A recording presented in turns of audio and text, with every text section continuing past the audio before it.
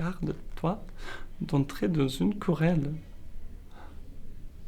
Putain, mais c'est le moment de te concentrer, putain, mais... Concentre-toi, c'est le moment de te concentrer.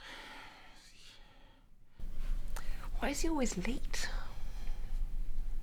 Je dois m'asseoir, je dois rester. Ça va être une super soirée. Ça va être une super soirée.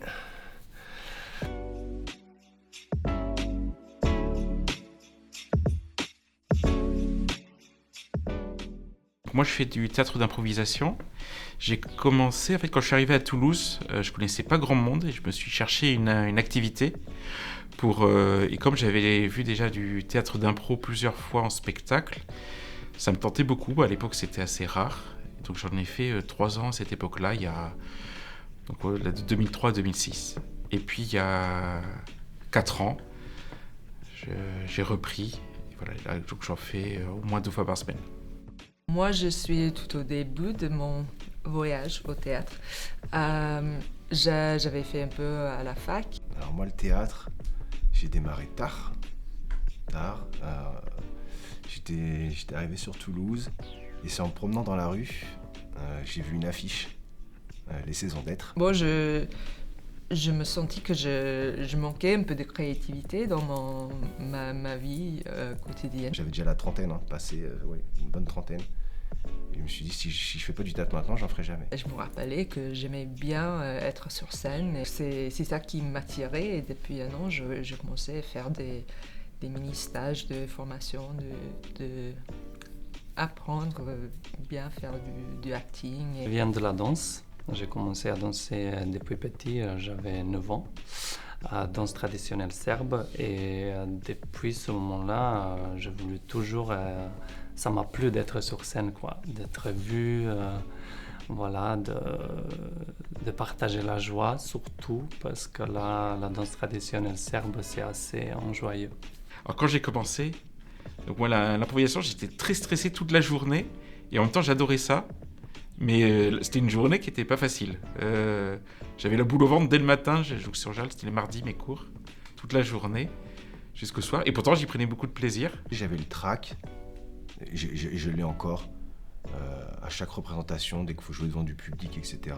Il y a un truc qu'un prof a commencé avec qui m'a aidé beaucoup, surtout pour être sur scène.